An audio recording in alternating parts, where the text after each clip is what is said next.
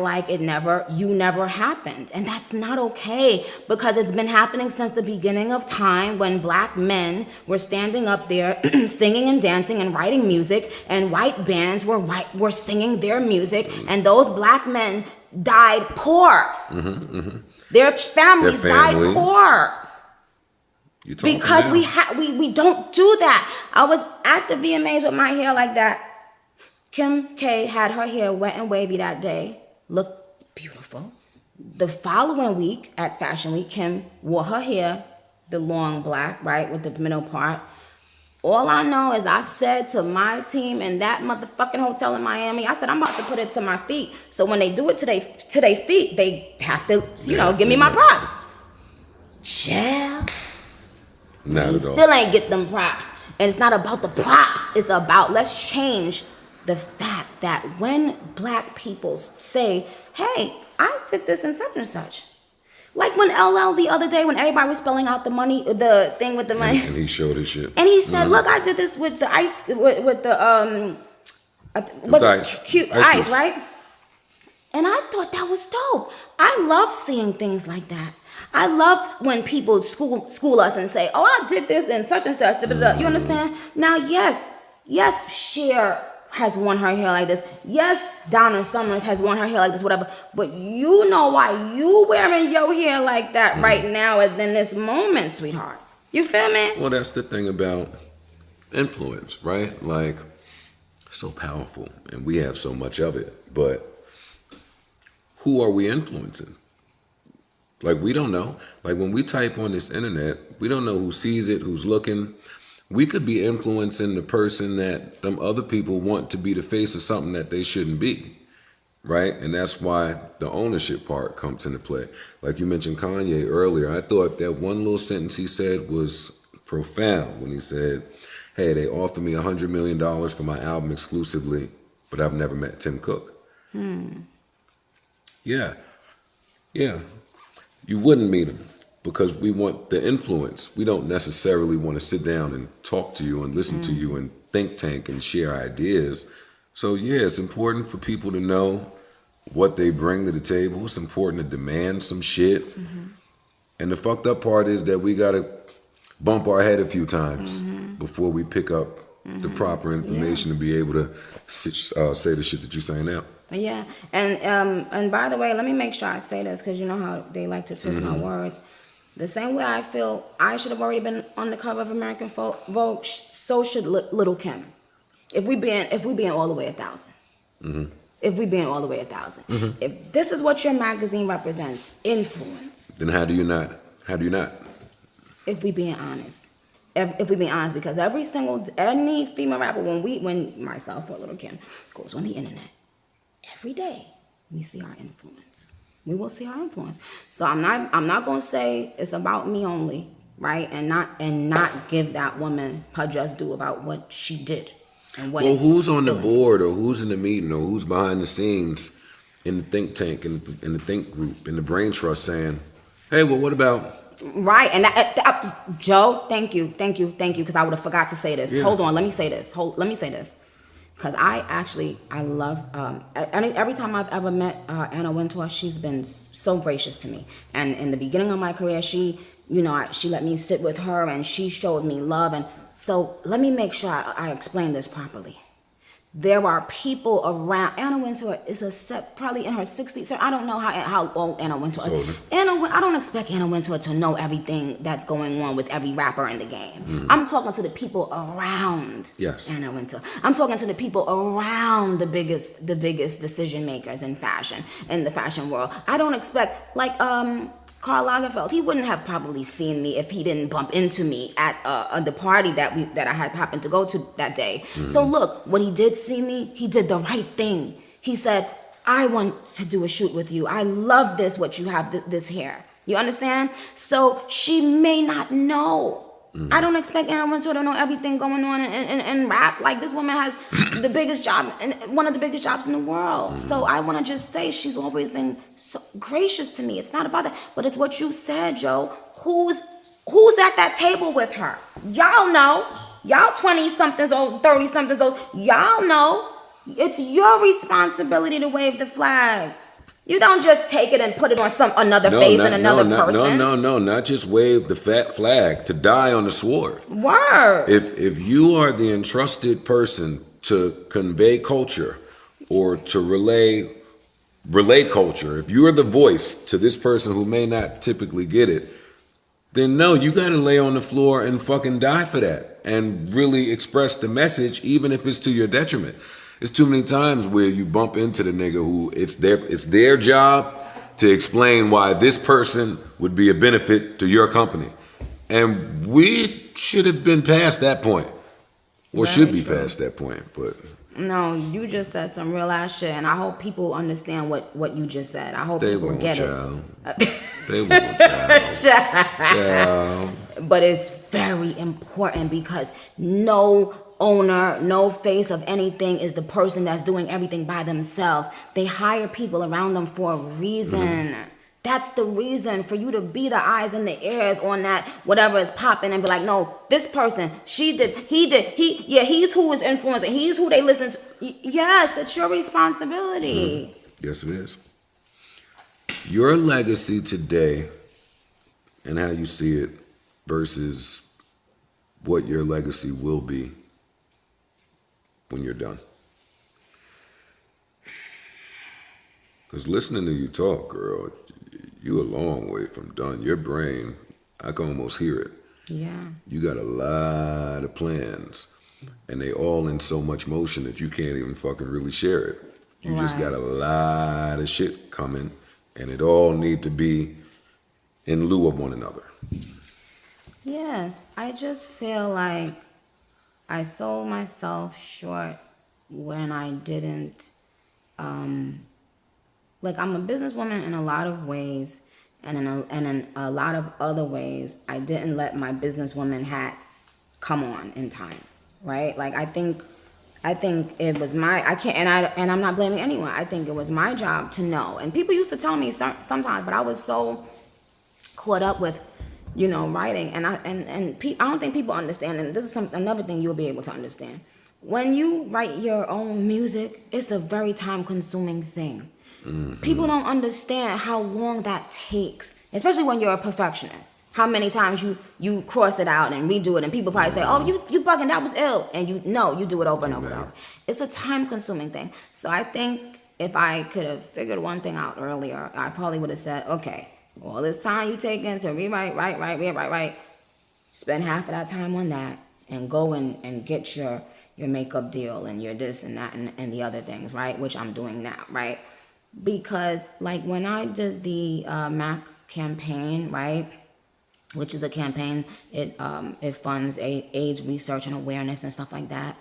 I had the highest sales, right, in my MAC campaign. They give you like a lipstick and you sell it, and that's what it goes to benefit people in that that are either living with AIDS or just the research to teach our kids and teach everybody about what's going on with HIV and AIDS, right? But all of the biggest girls do it, and mine was the highest selling one. I would put out one lipstick, it would sell out 5 seconds, and we would try little limited things online, it would sell out in 5 seconds. I put on Crocs, sells out everywhere. I put on the pink hat, sells out everywhere. I put on the Louis Vuitton accessories with the whole outfit. Whatever my younger fans can buy, they're gonna buy it. So next thing you know, it's gonna be sold out on the website. It's nobody's job to say, "Oh, Nika, you need to be selling your own shit that's going back to you and your son and your son's son and da-da-da-da." It's nobody's fault but my fault. It's their job to not tell you. Right. Mm. I should have figured that out. I should have been more on top of that sooner, so I don't blame anybody. But what I will tell the girls now is to play on your strengths and own that space. I didn't know Coi Leray started the trend with the braids. I didn't know that. I think someone told me afterwards, right? Because I was on like my little hiatus and stuff, and I came back. I saw everybody wearing the particular kind of braids, and I didn't know that Coi Leray started those braids. Has she, no, are people saying to the this girl right here, I know y'all gonna put a bunch of different white people that did it, but this girl right here did it. I remember when FKA Twigs was wearing the baby hair. I love FKA Twigs. She's an icon. Yes. Icon. Like Fire. someone like her. I remember before the baby hair trend became the trend, FKA Twigs was on that shit. Now we're gonna put every, trendy person in the world on the cover of a magazine with the baby hair. Did FKA Twigs get her just due for that? And notice I just said 3 different women of color. Do you understand what I'm saying? Why we don't stop and give them their props? You are highlighting this in the fashion and hair industry. Artists like NDRE and many others have highlighted this with the streaming services and how we're paid and viewed and treated there. This has been a constant conversation with the young black TikTok dancers and creators and how the algorithm. So what you're saying is blanketed just across the industry. What I try to think about when I go to bed is how do I make some progress, even if not for me, but for my grandkids or great grandkids? How can we just change anything about this shit? Are there any industry standards that we as artists and media and influencers can initiate? And how? It's loaded. How, right. But I think that you should definitely begin to figure that out. You would be surprised how many people would lend their voice to that cause, with you. When I spoke to you, when you and I was fussing and fighting and cussing each other out, one of the things I said to you, I said, oh, it matters coming from you. Because when you speak on a rapper, it's different than anybody else speaking on a rapper. Because when Shaq or Charles Barkley is speaking about the game, the players, they know these guys, they respect the sport in a different way because they've played it, they've been in there. Whether not only when it was game time, but when it was dark and when it was lonely and it wasn't when it wasn't too fun. And I was saying, I said, I think I used the term one of the gatekeepers or something like that. And you were like, oh no, I'm not one of the gatekeepers. I don't know what our back and forth was. And I said, well, you don't see that. Well, that's the problem. A lot of times as black people, we don't see our power until it's too late. We don't see our influence until it's too late. That's why I highlighted when you spoke on Queen Radio, and I highlighted when you spoke on the Grammys. For me personally, not because of those are things that are important to me, but because I wanted to show the world, hey, it's what he has to say is important. And the only way we tell the world that is by us saying it. Like, I can't say, oh, you know what, it's what he thinks is important. I have to show that I think it's important by reposting it and saying, hey, thank you, Joe, for saying this. Thank you for caring. Thank you for paying attention to this. Because when you said that about the Grammys, a lot of other people said, yo, he's right. You understand what I'm saying? So that's why I hold certain people, I hold y'all to certain standards, higher standards. If you know that you have an influential voice, right? And by the way, I don't expect y'all to like everything I do. I'm perfectly fine if you say, yo, Nick, you could have came harder on that verse. You should have came harder on that verse. That's fine. And people be thinking you want. Should that be a text or a tweet? However you want to do it, because I think you would know how to do it. You know what I'm saying? And I don't expect anybody to only praise me and never say something that's constructive. You know what I'm saying? Mm-hmm. If it's something constructive, you already know how I take rap seriously. So if a person that I feel like is an ill lyricist tells me something like that, I'm gonna take it to heart. I'm gonna listen. You know what I'm saying? And I'm gonna use it like, yo, you know what? I could have came harder on this or whatever. That's how I think about rap. But I'm just saying, when I had called you one of the gatekeepers at that time, you was like, oh, what? No, I'm not. And now I hope that you are more comfortable in that role, because maybe people wasn't saying it outward. You know what I'm saying? They probably, so a lot of times people get attention for the wrong reasons. Maybe people was just cussing you out when you said something they didn't like, but maybe they weren't stopping to say, well, the reason why I care when you say something I don't like is because I think that when you say something, there's a level of importance there. Mm-hmm. People don't really do that. So I wanted to start with myself saying it and showing it and doing it, because I've also not done it enough. Also not told people publicly, you know, certain things about, you know, positive about what they doing and what they mean to our community. So I said, you know what? I'm going to start with my motherfucking self. And I'm going to make sure that when certain people say things and do things, I'm still going to highlight it.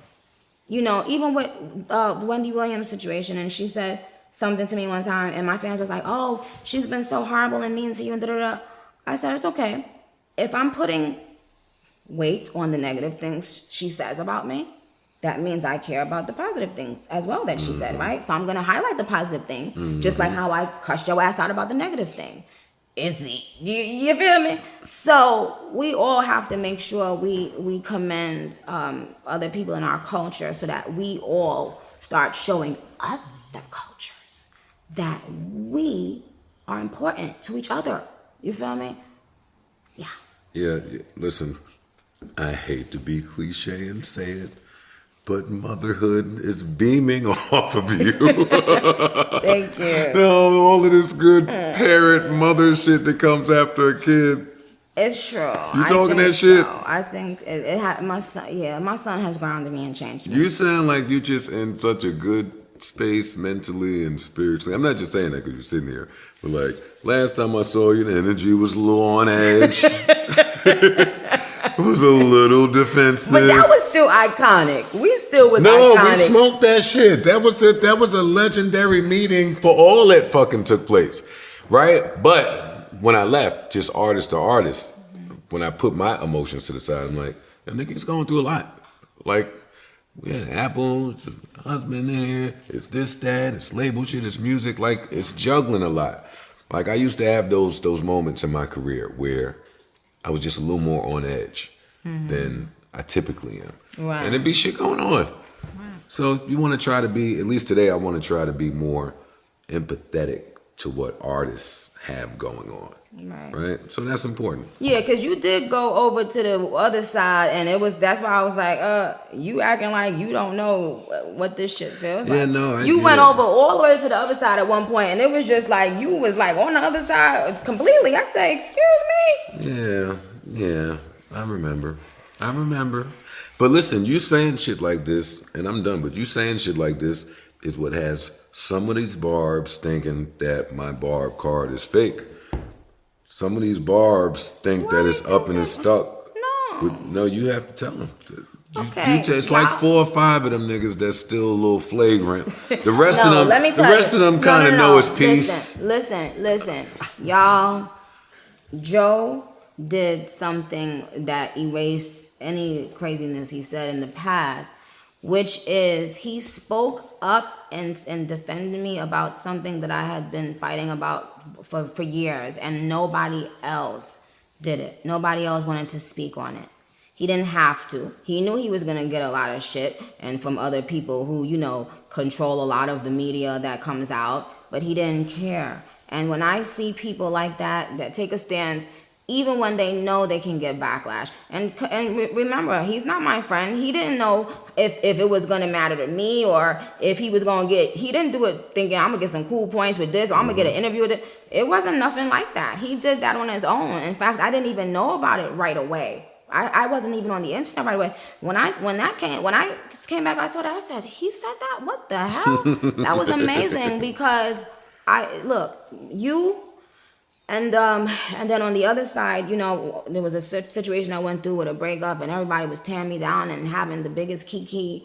And, you know, I always say, 50 spoke up for me. He didn't have to. The Game was another one. And also, Boosie spoke up for me. And so to this day, I always am going to remember those people and respect those people. When people are kicking you while you're down, and somebody says, wait, hold on.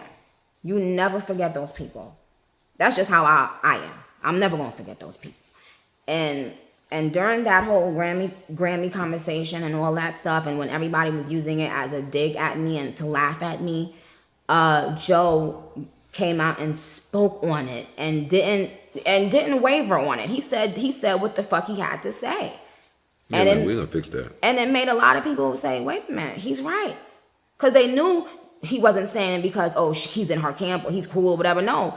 And that's why they respect a person's opinion. They respect people's opinion who's going to just speak truth. No matter if you want kudos from this artist, no matter if you're best friends with this artist or not. Because me and him was not speaking back and forth about shit. I didn't even know you said that. You didn't tell him. I didn't ask you to say that. You didn't tell me you was going to say that. You did that because based on the climate of the culture, you felt it needed to be said. And you said it. So whether or not I get a Grammy or not, I'm still going to remember that this person put his neck out on the line to speak up for me. Nah, we getting that Grammy. Fuck you talking about. I know that it's an artist we can't knock. Nah, fuck you talking about. I mean, you know what? But can I just say something? And I always want to make sure I say this because people think sometimes that you don't care. No, I don't. I'm not saying. And everybody that has a Grammy, you should be proud of yourself. So I want to make sure I say that too. But no, it's just about knowing that my people, just my culture, my community, my circle of hip hop knows what I've put in it. That's all I wanted. That's why I'm not even pressed about that like that. As long as my culture of hip hop. Yeah. We need people on the Grammy board that know that Essence was Song of the Year. Right. Like that. Right. We need to be able, and you want to know what's so funny? We should have our own Grammy board. That's not on the Grammy board. No, now you're talking. Our own you Grammy feel me? board. You could do that. You could do that. You could put together a show. You could put together a show with your own people and y'all speak on things for yourselves every quarter or whatever. You know what I'm saying? And y'all make up who should have this or who should be nominated or who this or that. Because if not, there's somebody deciding these things and we don't even have a name or a face to put to it. Who is deciding these things? You'll never know. Y'all don't care that you don't know who's deciding this. No, you talking that shit. I totally agree. Somebody showed me to this. Now, this is the last thing. One of my fans pulled something up and it says, wait a minute, this artist's song came out and it's not on Spotify, top Spotify. It's not on top Apple. It's not on top iTunes. It's not on top Amazon. But their radio play is 5 times what Nicki is getting. Why? And then 2-3 weeks from now, they'll tell y'all, look, this song is better than the songs Nicki dropped because see, it's so high on Billboard. So you're telling me that if an artist drops a song and clearly the people are playing it and it's top 10 on Apple for 2 weeks and it's top on Spotify and it's top, the radio can decide if they want to play that song or not. And then it makes that artist looks like, oh yeah, people ain't feeling your stuff. Mm-hmm. What does this all mean? People need to think about it. Because my fans have been talking about this saying, Nicki don't care about being on the radio. Why would an artist not want to be on radio? Use your brains. Use your brains. But now we're going to do this on another show, Joe, and maybe we can do this on live or a Zoom or something. I want to have an open dialogue about this. Now, Billboard just changed the rules again about what's going to count and what's not going to count. Now, to me, and I don't know this, so I'm not bad-mouthing anybody or anything, but to me, it makes me feel like, well, once they realize the fans have the power or the artists have the power again, they do stuff to pull the old switcheroo. Yeah. And my fans are like, oh, no, you can pay to have your songs on the radio, and you can pay, and then Nicki doesn't want to pay to have her songs on the radio. Can y'all stop talking? What if y'all don't know what the fuck y'all be talking about, people, please? That's not how it works. That's not how it works. Some things are being paid for with cash. Some things are relationships. Mm-hmm. There's a lot of things that go into this industry that I can't mention for a lot of reasons, right? But just use your brain. If I could pay to have whatever the fuck I wanted why wouldn't I pay for it? You would pay for it. Right. Use your brain. So, but my point is, Joe, you tell me.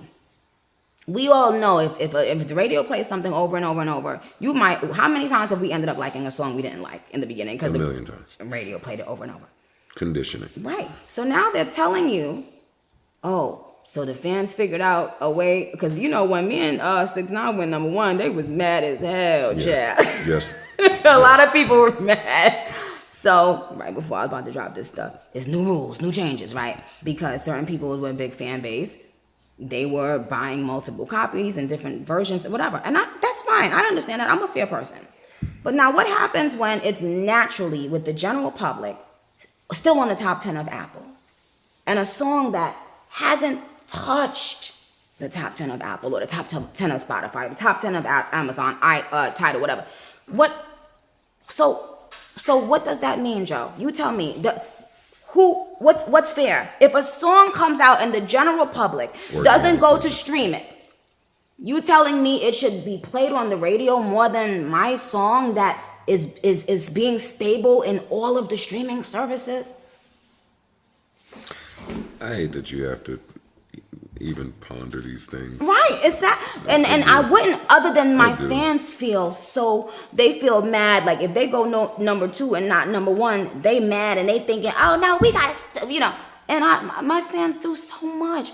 I don't want my fans feeling bad about themselves or thinking they didn't go hard enough. You guys went super hard. You guys are fucking amazing. You guys went as hard as you could. It's Yes. just the label people work at the streaming services and Billboard, so they're never going to run in alignment with what the artists and you guys want. Sorry. Hate to be the bearer of bad news. Yeah. Recently, you've seen a switch in people who normally have a lot of promotion.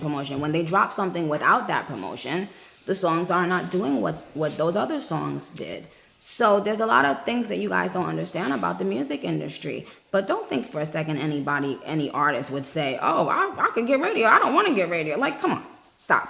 And I want to just make sure I say this. Shout out to the radio stations, because actually they've been showing lots of love to the songs that we just dropped. Spotify has been showing lots of love to the songs we just dropped. So you know what? It's a lot. It's just things that you can't control. It is what it is. But we should have open dialogue about what's going on. We should. I agree. We should continue to have that open dialogue as artists. Because I would love to hear, one day when we could just talk about this, I would love to hear what you have to say about a lot of this. Oh, this is my bag. I'm sitting here being quiet because you're going to trigger me.